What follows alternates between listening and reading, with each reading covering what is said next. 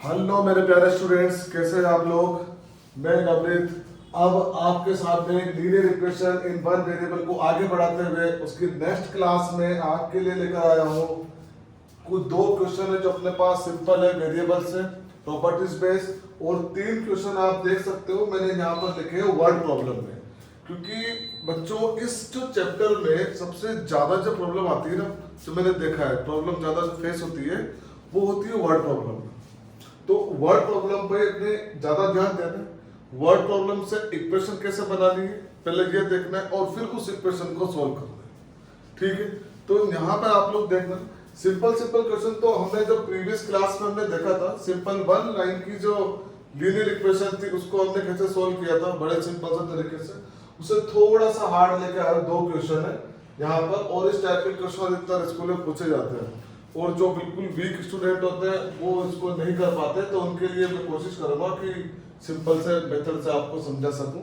और उसके बाद जो तीन वर्ड प्रॉब्लम मैंने जहाँ देखा है लिखी है, वो पहले तो उसको इक्वेशन बनानी पड़ेगी और उसके बाद उसको सॉल्व करना पड़ेगा। और आप लोगों को पता है तो चैप्टर का नाम लीनियर इक्वेशन है, मतलब जो वेरिएबल की पावर होगी वो क्या होगी, वन, और जो वेरिएबल होगा वो भी क्या होगा, वन। तो उसी में सब कुछ करना है, पावर भी वन है और वेरिएबल भी वन है। तो करते स्टार्ट आज से, जहां से फर्स्ट क्वेश्चन में स्टार्ट कर रहा हूं। क्लियर, देखना बिल्कुल ध्यान से देखते रहना, बिल्कुल इजी वे में। सपोज करो आपके सामने ये क्वेश्चन आ जाता है, वहां लिखा आता है find the value of x, या फिर ऊपर लिखा हुआ आ जाएगा जैसे सॉल्व, इस तरह से लिखा हुआ आता है। सॉल्व का मतलब भी वही है कि हमें एक्स की वैल्यू फाइंड करनी है, या find the value of x, तब भी वही। तो यहां देखना ध्यान से, जब भी इस तरह के क्वेश्चन आए, इसी तरह के इस तरह के बहुत सारे क्वेश्चन बनते हैं, तो यहां हमें सबसे पहले करना होगा क्रॉस मल्टीप्लाई। बिल्कुल पॉइंट टू पॉइंट चलेगा आज। सबसे पहले क्या किया हमने, क्रॉस मल्टीप्लाई, क्रॉस मल्टीप्लाई। ठीक है, ये ध्यान रखना, नीचे से ऊपर, ऊपर से नीचे, क्रॉस मल्टीप्लाई। यहां से अब ये जो -3, यहां पर -3 आपको दिख रहा है, ये पूरे 3x - 7 से मल्टीप्लाई होगा। देखा कैसे, -3 मल्टीप्लाई 3x - 7, और जो 5 है ये 1 - x से मल्टीप्लाई होगा। लेकिन बच्चों एक बात यहाँ पर ध्यान रखना विशेष रूप से, यहाँ पर कि आज जो 5 जो 1 - x से मल्टीप्लाई हो रहा है ये पूरे से होगा, इसलिए यहाँ पर ब्रैकेट लगाया। ब्रैकेट का मतलब ही यही है, ब्रैकेट का मतलब ही यही है कि जो 5 है ये पूरे से मल्टीप्लाई होगा, और जो -3 है पूरे 3x - 7 से मल्टीप्लाई होगा। ठीक है, जहां तक बात समझ में आ रही है, बिल्कुल पॉइंट टू पॉइंट क्लियर है। यहाँ अब देखना, अब ये 3 जो है इस 3x से मल्टीप्लाई होगा, उसके बाद ये 3 जो है ये 7 से मल्टीप्लाई होगा। तो यहाँ पर साइन का विशेष ध्यान रखना, 3 × 3 कितना, 9x माइनस। अब दूसरी बात में देखना, माइनस जब माइनस से टकराएगा, जब माइनस माइनस से टकराता है तो बन जाता है प्लस, जब माइनस माइनस से टकराता है तो बन जाता है प्लस। और 3 7 जा कितना हुआ बच्चों, 21। अब यहां से फिर से ये 5 किससे होगा, 1 से, ये 5 किससे होगा, x से। तो 5 1 जा, सबको पता है 5 माइनस, माइनस क्यों आया, क्योंकि 5 के आगे कोई साइन नहीं होने की वजह से हम इसे प्लस में ही मानकर चलेंगे। तो plus minus minus, opposite sign is always be negative. ध्यान रखना, 5 को जब x से मल्टीप्लाई करेंगे तो ये क्या जाएगा, 5x। ठीक है यहां तक। अब हमें करना क्या है, ये देखना है कि लाइक टर्म कौन कौन सी है। मैंने पहले भी बताया, फिर से बता रहा हूं, प्लस माइनस केवल लाइक टर्म को ही किया जाता है, अनलाइक टर्म प्लस माइनस नहीं होगी। ठीक है, यहां पे देखना प्लस माइनस। अब लाइक टर्म कैसे पता लगेगा कि कौन सी लाइक टर्म लाइक है, तो उनके वेरिएबल को देखेंगे, इसके साथ भी x आ रहा है, इसके साथ भी x आ रहा है। अब जब ये लाइक कर रहे हैं तो इन बेचारों को दूर दूर नहीं बिठाएंगे, इनको पास पास रख देंगे। पास पास रखने का भी तरीका मैं आपको बता चुका हूं। 5x को जब राइट साइड से लेफ्ट साइड में लेके जाएंगे और कांस्टेंट को लेफ्ट साइड से राइट साइड में लेके जाएंगे तो क्या चेंज होगा? क्या चेंज होगा? साइन चेंज होगा। क्यों? मैंने आपको बता रखा है साइड चेंज साइन चेंज। तो यहां से जब -5x इधर गया तो ये बन गया 5x प्लस का, और 5 जब 21 की साइड चेंज हुई तो ये बन गया 21 माइनस का। क्लियर है यहां तक? ठीक है। अब देखो -9 प्लस 5 प्लस माइनस, अभी थोड़ी देर पहले बताया हमेशा क्या होंगे? माइनस होगा। तो 9 माइनस 5 क्या होता है बच्चों? 4। 9 माइनस 5 तो 4 ही होगा। लेकिन साइन किसका आएगा? साइन किसका आएगा? जो नंबर बड़ा होगा। देखो यहाँ पर कौन सा नंबर बड़ा है? माइनस का बड़ा है या प्लस का? जिसका बड़ा होगा वही साइन यहाँ पर आ जाएगा। वेरिएबल सेम लेके चलेंगे। अब यहाँ देखना 5 माइनस 21, तो यहाँ भी वही होगा। ये प्लस का है, ये माइनस का होगा, तो 21 माइनस 5 ही ना। तो 21 माइनस 5 कितना होगा? 16। 21 माइनस 5 16। साइन किसका आएगा? माइनस का। क्यों? क्योंकि यहाँ भी 21 बड़ा है, इसलिए। अब हमें वैल्यू किसकी फाइंड करनी है? x की। अब क्या करेंगे? ये माइनस x चला जाएगा डिवाइड में किसके? -16 के। और x तो अपने हो गए x नहीं, -4। तो -16 अपॉन -4। सबसे पहले तो माइनस को माइनस से कट कर दो, उसके बाद 4 की टेबल सबको आती है। 4 1 जा 4, 4 4 जा 16। तो अपने पास x की वैल्यू क्या आ गई? 4, और यही क्या हो गया अपना आंसर। आई बात समझ में? देखो ध्यान से देखो इसे, बहुत सिंपल वे में मैंने बताया, बिल्कुल एरो लगा लगा के। इन एरो का भी ध्यान रखना, समझाने की पूरी कोशिश की है आप लोग सबको एरो लगा के। ठीक है, दिख रहा है? अब यहां से थोड़ा सा इसका बड़ा रूप आ जाता है। इस बार डबल डबल में आ गया, पहले सिंगल सिंगल में था। देखना यहां से जब हम इसका सॉल्यूशन स्टार्ट करेंगे तो फर्स्ट ऑफ ऑल तो ऊपर के ऊपर को सोल्व करना पड़ेगा, जो हमने यहां किया था। कैसे? 3 को पहले 3 से मल्टीप्लाई, फिर 3 को x से मल्टीप्लाई, यहां पर 6 को 1 से मल्टीप्लाई, फिर 6 को x से मल्टीप्लाई। बात समझ में आ रही है? बहुत ध्यान से। 3 3 जा 9 plus 3 into x 3x plus 6 1 जा 6 प्लस 6 into x 6x, और डिवाइड में पूरे को एक साथ 2x इक्वल टू पे क्या चल रहा है? 3 यहां तक ठीक है। फिर से वही जो इसमें किया था, लाइक टर्म देखो, लाइक टर्म क्या है? 3x 6x, दोनों का वेरिएबल सेम है तो ये क्या हो जाएगी? लाइक टर्म 3x 6x, और जब 3 और 6 मिलेंगे तो ये क्या बन जाएगा? 9x। यहां पे कांस्टेंट टर्म देखो, 9 प्लस 6, 9 प्लस 6 कितना हुआ? 15 डिवाइड बाय 2, और यहां पर 3/2। अब ये कंडीशन इसकी तरह बन चुकी है। यहां से फिर से वही क्रॉस मल्टीप्लाई। ठीक है, तो जब यहां से हम क्रॉस मल्टीप्लाई करेंगे तो बच्चों देखना फिर से वही 2 मल्टीप्लाई, अभी 2 किससे मल्टीप्लाई हुआ? 2 इस पूरे से, 9x प्लस 15 पूरे से मल्टीप्लाई हुआ यहां से, और एक 2x किससे मल्टीप्लाई हुआ? इस 3 से हुआ, 3 से मल्टीप्लाई। ठीक है, अब यहां देखो, जब ये 2 फिर से 9 से मल्टीप्लाई, और ये 2 15 से मल्टीप्लाई, तो यहां पर 2 9 जा कितना हो जाएगा? 2 9 जा हो जाएगा 18x, प्लस 15 2 जा कितना होता है? 15 2 जा हो जाएगा 30, और 2 3 जा 6। यहां पे हो गया। अब क्या करेंगे?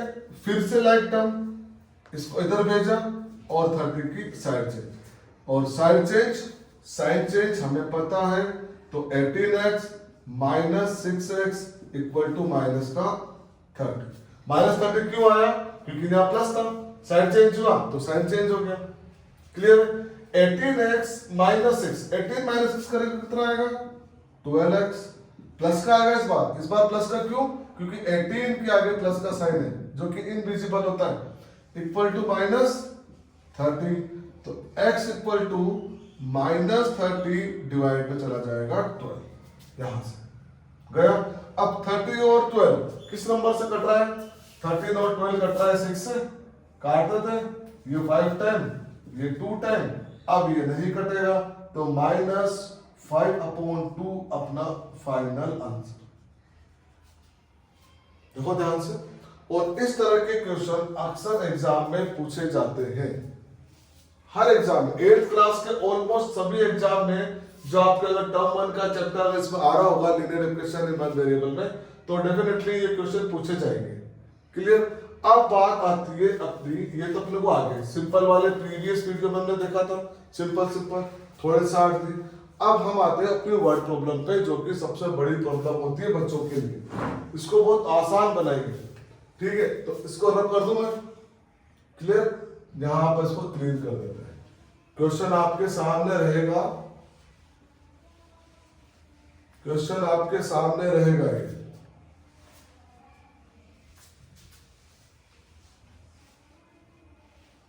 अब देखना फर्स्ट क्वेश्चन को लेते हैं। यहां पर क्वेश्चन नंबर 3 है अपना, वर्ड प्रॉब्लम का फर्स्ट है, देखते हैं। ये मैंने यहां लिखा सॉल्यूशन नंबर 3।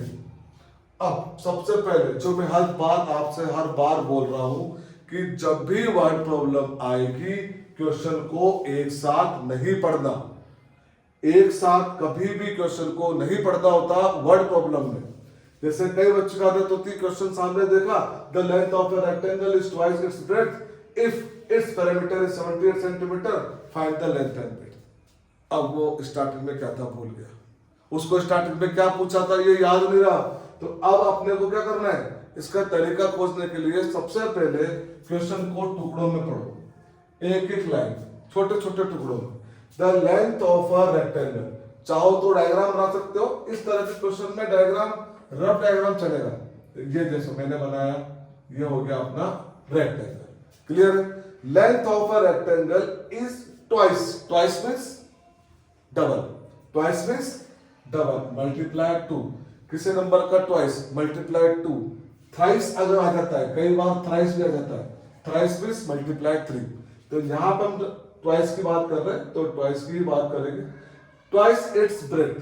अब थोड़ी देर के लिए मान लेते हैं हमारे पास ना ब्रेड्थ ना लेंथ है, हमने क्या किया, इस ब्रेड्थ को x मान लिया, क्योंकि मानते आ रहे, जो भी पूछा सबसे बढ़िया लगता है ये वर्ड प्रॉब्लम में सबसे अच्छी बात पता है क्या, जो तुमसे पूछा जाए उसी को अज्यूम कर लो, उसी को मान लो x। तो हमने ब्रेड्थ x को मान लिया, ब्रेड्थ को x।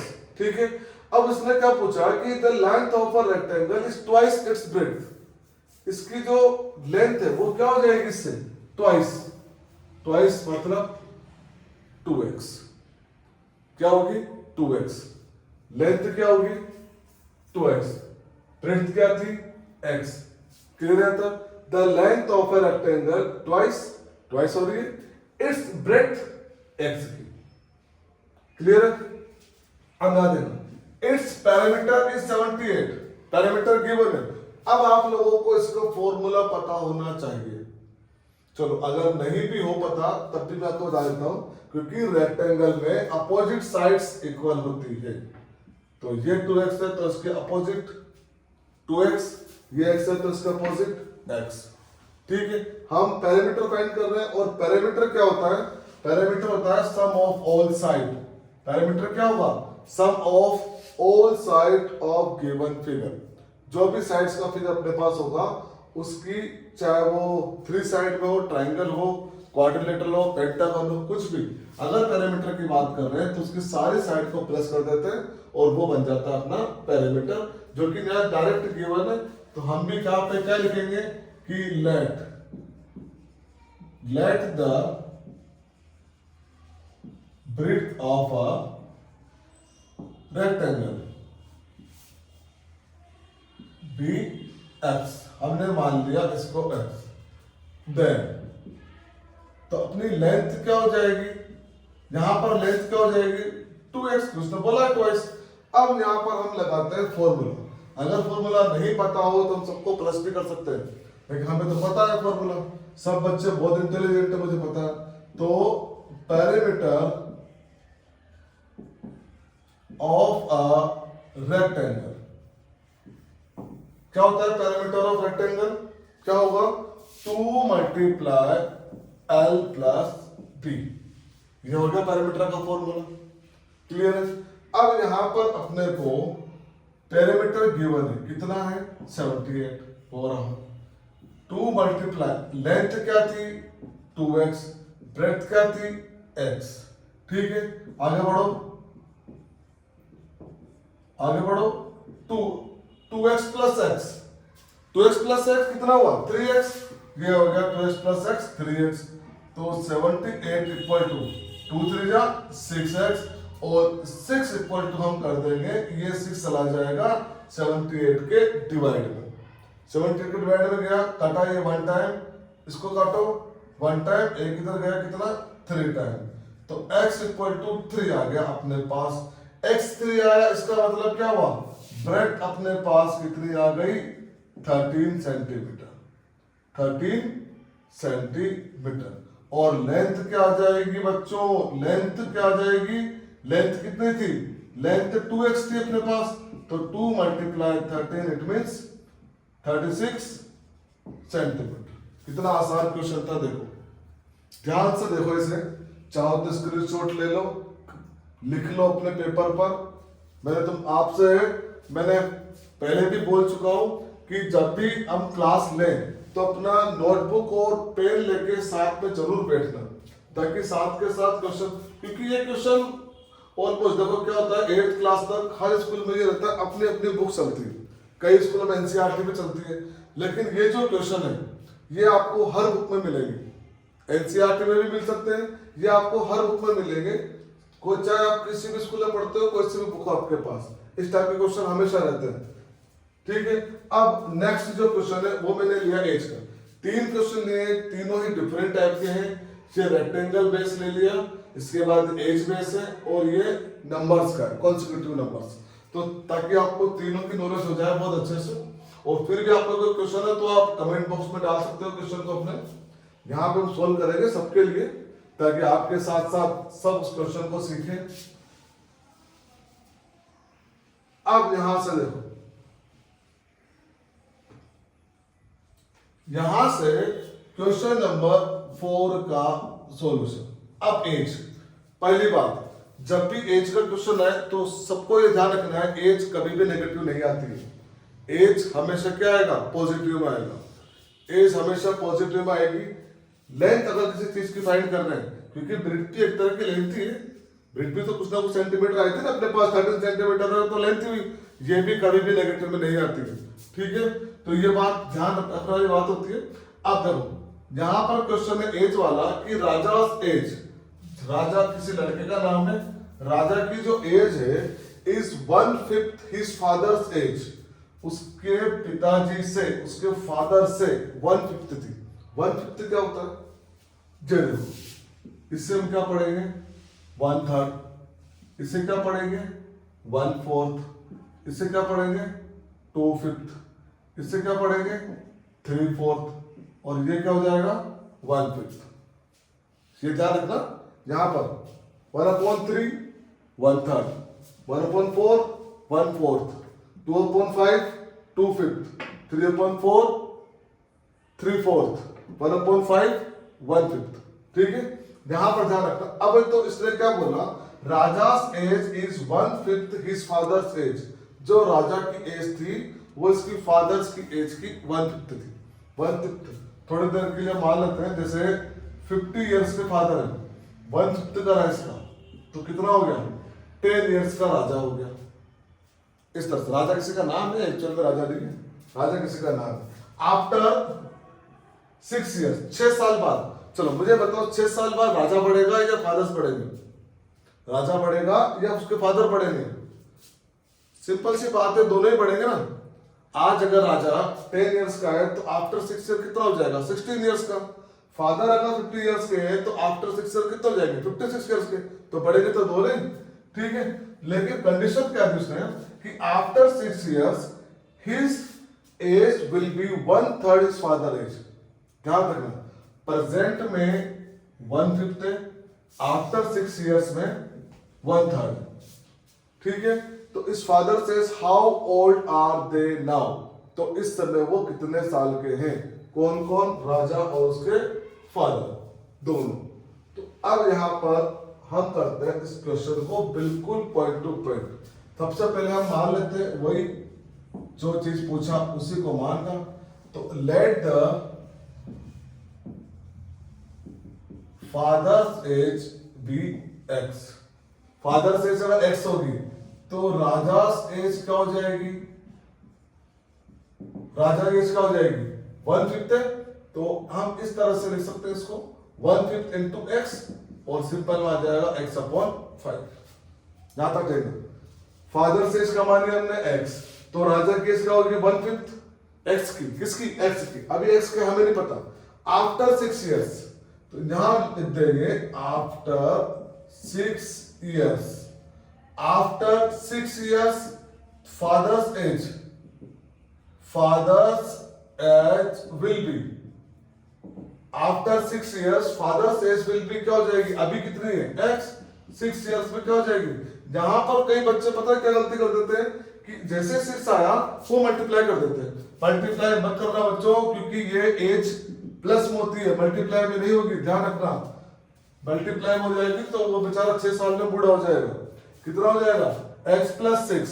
और यहां पर राजा की एज क्या हो जाएगी, राजा की एज क्या हो जाएगी आफ्टर 6 इयर्स x+5 +6 +6 करते दोनों की एज में। अब कंडीशन क्या थी यहां पर, अब देखना यहां पर जो मैं चीज बताने जा रहा हूं, ये जो एज के क्वेश्चन है ये आपके 10th क्लास तक पीछा नहीं छोड़ते हैं। 10th क्लास तक आएंगे और हमेशा हर साल एक क्वेश्चन बोर्ड एग्जाम में आता है। अब मैं जहां से बताने जा रहा हूं बस ये मेथड आपको सीखना है, उसके बाद अब कोई सा भी जो एज का क्वेश्चन आएगा वो कर सकते हो। देखना x+6 किसकी, फादर्स की, x/5 +6 किसकी, राजा की। अब यहां पर इसने बोला, हमने क्या करा, दोनों की एज को इक्वल कर दिया, जो कि इम्पॉसिबल। कभी बाप बेटा इक्वल हो सकते हैं क्या, किससे होंगे, नहीं हो सकते। तो कुछ ना कुछ इसमें चेंज करना पड़ेगा। इसमें क्या आ रहा है 1/3, आफ्टर 6 ईयर क्या आएगा 1/3। अब 1/3 आ रहा है, इसका मतलब क्या होगा 1/3 में क्या करेंगे 1/3। जब भी डिवाइड में आ जाए तो इन दोनों में से बड़ा कौन है, इन दोनों में से बड़ा कौन है, पिताजी बड़े हैं, पिताजी बड़े ही होते हैं, ठीक है। छोटा कौन है, राजा। 1/3, जब 1/3 आ रहा है इसका मतलब कम हो रहा है, हम उसको 3 से डिवाइड कर रहे हैं। तो दोनों को इक्वल करने के लिए, दोनों को इक्वल करने के लिए 1/3 किसका करेंगे, फादर का।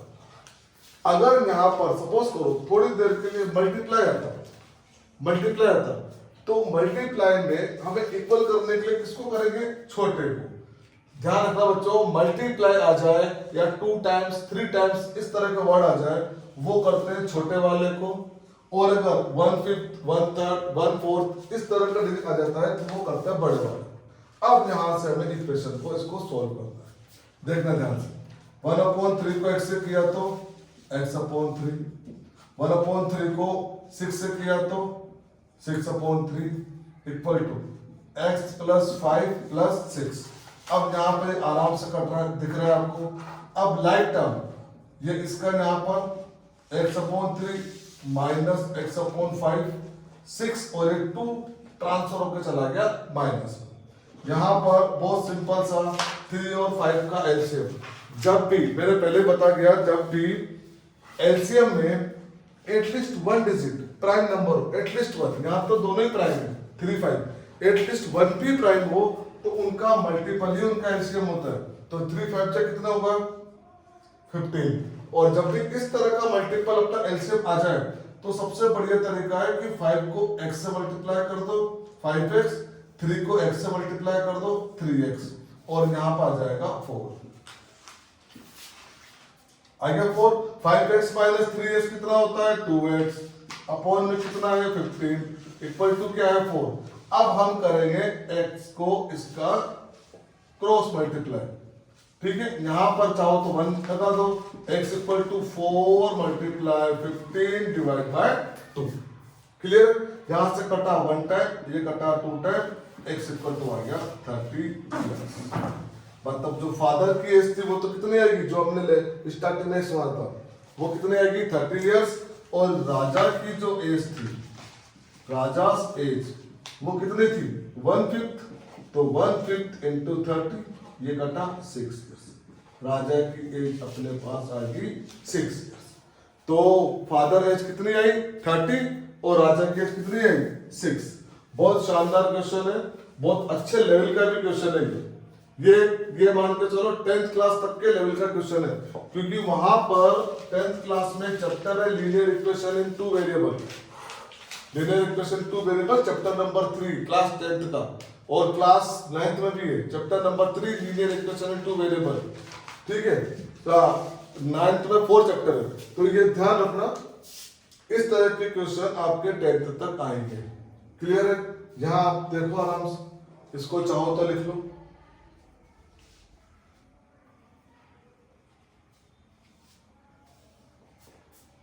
क्लियर? अब इसको कर देते हैं क्लीन। और लास्ट क्वेश्चन इसका जो कि नंबर बेस है, एक ही क्वेश्चन से 2 क्वेश्चन बनते रहते हैं इसमें। एक वर्ड याद रखना, ये ओड। देखना हम यहां पर ले रहे हैं सॉल्यूशन नंबर 5 आज की सीरीज का। The sum means plus 5 consecutive means लगातार आने वाले नंबर। अब लगातार आने वाले नंबर्स का मतलब ये दिए बच्चों की 1 2 3 4 5 6 लगातार किस फॉर्म में आ रहे हैं ये देखना है। जैसे ओड लिखा हुआ आ रहा है तो 1 3 5 7 इस तरह। अगर यहां पर ओड की जगह इवन होता तो 2 4 6 8 इस तरह से। तो कॉन्सेक्यूटिव तो लगातार आने वाले नंबर, लेकिन लगातार कौन से ओड नंबर, 5 ओड नंबर, और उन 5 ओड नंबर का सम अपने पास है 135। क्लियर दिख रहा है? 135 उन 5 ओड नंबर का सम है, तो हमें वो नंबर्स फाइंड करने हैं। तो हम क्या मानते हैं, फर्स्ट नंबर क्या होगा, first number let the first odd number क्या मानेंगे, वही पुराना अपना x जो लिया था उसे x मान। तो सेकंड नंबर क्या हो जाएगा बताओ, सेकंड नंबर क्या हो जाएगा, इवन और ओड में ये पॉसिबिलिटी है। अगर हम सपोज थोड़ी देर के लिए मानते हैं x हमने लिया, अगर क्या ओड की जगह इवन होता और सेकंड अगर हम इवन नंबर देखते हैं तब भी हम क्या करते हैं +2। जैसे मान लो थोड़ी देर के लिए 2x = 2 है, तो +2 करेंगे तभी तो 4 आएगा, फिर +2 करेंगे तभी 6 आएगा। अगर यहाँ पर ओड नंबर 1 है तो अगला ओड कब आएगा, जब हम +2 करेंगे, तो इसमें भी वही होगा। थर्ड नंबर क्या आ जाएगा, थर्ड नंबर क्या आ जाएगा, जो सेकंड नंबर है इसका +2, तो ये क्या बन जाएगा x + 4। फोर्थ नंबर क्या आ जाएगा, ये थर्ड है, इसमें +2 किया तो ये क्या बन गया x + 6। फिफ्थ नंबर क्या आ जाएगा, तो ये फोर्थ नंबर है, इसी में हमने +2 किया तो कितना आ गया x + 8। ये आ गया यहाँ पर 1 2 3 4 5। अब हम कर देते हैं क्वेश्चन के अकॉर्डिंग इसको सेट। तो ATQ अकॉर्डिंग टू क्वेश्चन उसने क्या बोला, इन सबका सम कर दो, x + 2 x + 4 x + 6 x + 8, और इन सबका सम कितना आ रहा था 135। क्लियर? अब यहां देखना सबका इसे 1 2 3 4 5 सारों x मिलकर बन गया 5x। 5 बार x आ रहा था तो 5x बन गया। अब यहां प्लस करो 2 + 4, यहां से 2 + 4 + 6 + 8 कितना हो गया 2 + 4 6 6 + 6 12 12 + 8 20 = 135। ये बन गया अपनी सिंपल सी इक्वेशन। अब तो आप लोगों को पता लग रहा होगा, तो बहुत सिंपल सा क्वेश्चन था। ये इसका ट्रांसफर कर दिया, साइड चेंज, साइन चेंज हो गया 5x 135 में से 20 माइनस करो, ये 115 और x = कितना आ गया 115 115/5। ये कटा 1 टाइम, ये 2 और ये 3। तो अपने पास जो x की वैल्यू है फर्स्ट नंबर वो कितना आया 23। तो नंबर्स क्या होंगे, तो नंबर्स होगा 23 प्लस 2 25 प्लस 2 27 प्लस 2 29 प्लस 2 31 1 2 3 4 5। शानदार क्वेश्चन है। अधिकतर हर बुक में इस तरह के क्वेश्चन मिलेंगे आपको। एक क्वेश्चन और इससे बन जाता है, अगर यहाँ ओड की जगह इवन होता तब भी हम यही नंबर लेते, x x plus 2 x plus 4 x plus 6 x plus 8। ठीक है, तो ध्यान रखना। आज के लिए इतना ही। अब नेक्स्ट जो चैप्टर स्टार्ट करने वाले हैं वो करेंगे कंपेयरिंग क्वांटिटीज, क्योंकि उसमें भी वर्ड प्रॉब्लम है। उसमें CI SI भी आता है, कंपाउंड इंटरेस्ट और सिंपल इंटरेस्ट, जो कि बच्चों को बहुत डिफिकल्ट लगते हैं पर हम बहुत इजी वे में करेंगे। ठीक है, तो टेक केयर, गुड नाइट।